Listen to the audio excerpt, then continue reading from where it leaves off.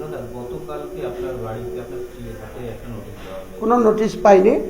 সমস্ত অপপ্রচার এবং আমাদের সম্মানহানি করার জন্য এসব করা হচ্ছে। আমার মিসেসের নামে যে বাড়িতে আমি বসবাস করি এটা মানিকখোয়ার ঠাকুরদের জায়গা ছিল। 2003 সালে করুণাময় ঠাকুর, হিরণময় ঠাকুর, কেষ্ট ঠাকুর আরেকজন নাম ছিল, 4 ভাইয়ের কাছ থেকে আমার কিনা জমি, কিনা জায়গা, সেটা রেকর্ডে ছিল নালা, কিন্তু আমি ভরার জায়গা কিনেছিলাম। 2005 সালে বাড়ি করতে লেগেছি, 7 সালে 2 তলা করেছি কমপ্লিট, 10 সালে তা 3 তলা করেছি। এটাই তো সেই বাড়িতে আমি বসবাস করি।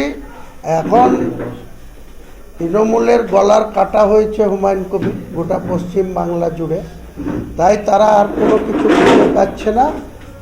কোথাও আমার মেয়ের পিছনে লাগছে, জামাইয়ের পিছনে লাগছে, বিয়ানের পিছনে, এমনকি 7 বছরের নাতনিকেও নোটিশ ধরাচ্ছে, আবার কোথাও আমার মিসেসকে নোটিশ দিচ্ছে। তো এইসব ব্যাপারে আমরা কি করে মোকাবেলা করতে হয় আমার জানা আছে, আপনাদের কাছে খবর আছে। আমি এখন পর্যন্ত কোনো আমার মিসেস কোনো নোটিশ হাতে পাইনি। নোটিশ পেলে সেই নোটিশের যা সারবত্তা থাকবে তা নিয়ে সোজা হাইকোর্টে যাব।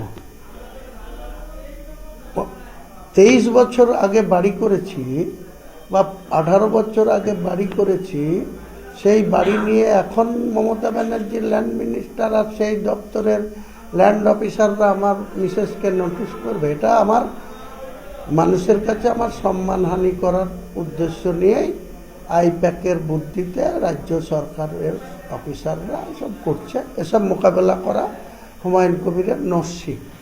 নাকে যেমন ঠান্ডা লাগলে একটু নস্যি টেনে নাক ঝেড়ে দিলে ক্লিয়ার হয়ে যায়, এসব নাক ঝেড়ে দেবো, ক্লিয়ার হবে।